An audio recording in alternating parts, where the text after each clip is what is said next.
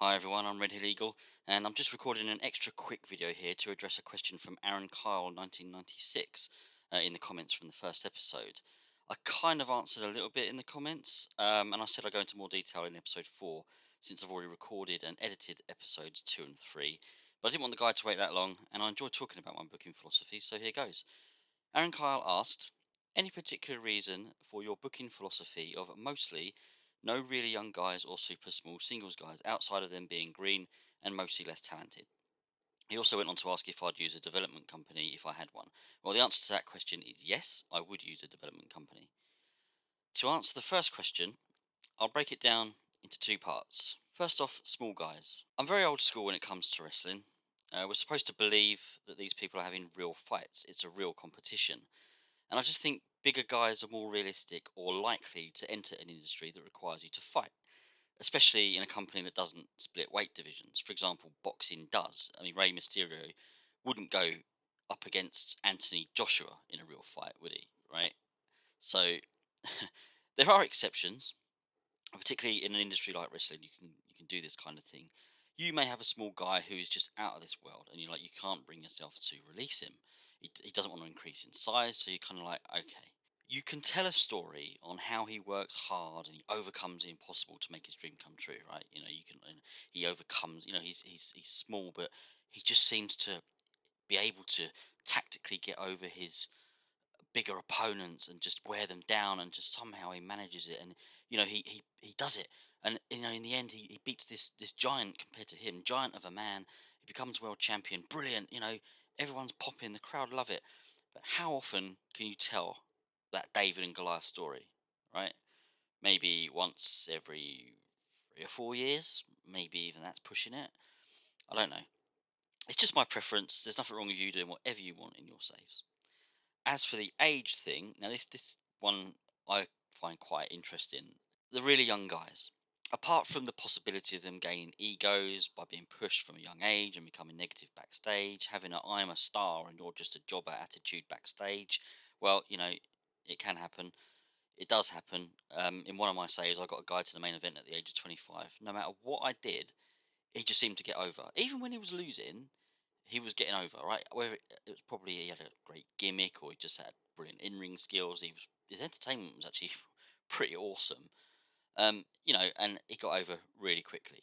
I wanted to push him because he was so good, but I only wanted to push him slowly, and he just seemed to, I was kind of looking at him being my secondary champion at a young age, and but he just got so over very quickly, and he just became a jerk, right? He just became a jerk backstage. He didn't want to.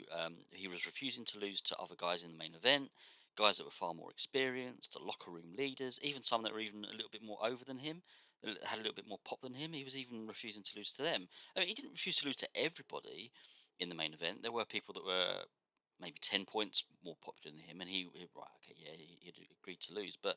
There were guys that were just maybe like 3, 4, 5, 6 points ahead of him, and he just refused to lose. So it does happen.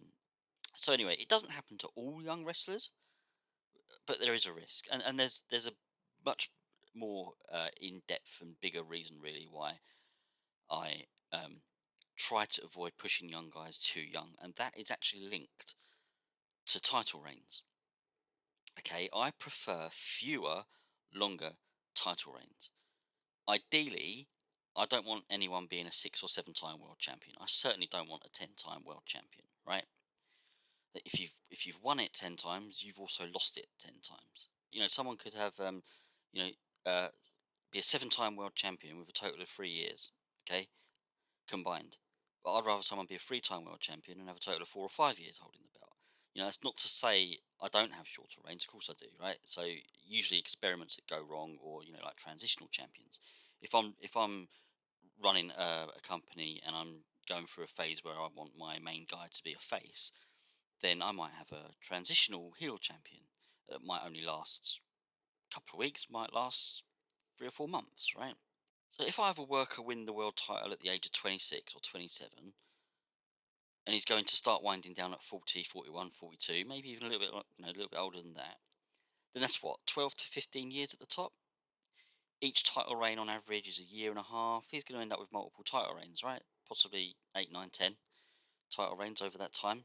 I want it to be rare for a wrestler to be a 3 or 4 time champion. When I started watching wrestling way back in 1992, Randy Savage became only the third wrestler in WWF history to win the world title twice. Okay, after Bruno Sammartino and Hulk Hogan. He Savage had more days combined as a 2 time world champion than The Rock did as an 8 time world champion. Who's the better champ? Okay, The Rock won it 8 times. He also lost it 8 times. And let's be fair, The Rock went into Hollywood quite young as well, so he could have had another few reigns with the belt and still been below Savage's total combined days as champion. You know, it's kind of I like fighting champions. I like champions to be champions, not get a lucky win and then lose it again 3 weeks later. Or WWE have had people have the belt for a day, wasn't it? Kane. Kane was champion for a day. It's just it's. I know sometimes again there are exceptions. You're telling a story. You want that. There are exceptions. A good age for me to get your first world title run is about between 32 and 34, really. And that's only if if I'm thinking you're going to be a 3 or 4 time world champion. I don't always plan like oh, this guy's going to be a 4 time champion in the next 10 years, or this guy's going to have the belt 6 times. Of course, I don't. It all depends on all kinds of things that are happening. But if I think you're going to be, if a wrestler comes along and he's just, out of this world, brilliant, and I manage to book him properly and not get him too over too quickly, and if I think you're going to be my Hogan or my John Cena, and I might be you're going to be a champion for for 4 years. In a row. You're going to be you're going to hold the belt for 4 years. You're going to be unbeaten. You're going to be Then I might think of giving you the belt a year or two earlier. I hope I've explained this pretty well. Again, it's just my preference. It's just the way I see wrestling. Do what you want in your own saves. It's fine. If you kind of like the idea of the way I'm thinking, great. But it's entirely up to you. I hope that's answered your question. Any more, leave them in the comments below. And catch me up again on Tuesday, the 30th of August, when episode 2 of Learn to Play TEW 2020 is released. Bye for now.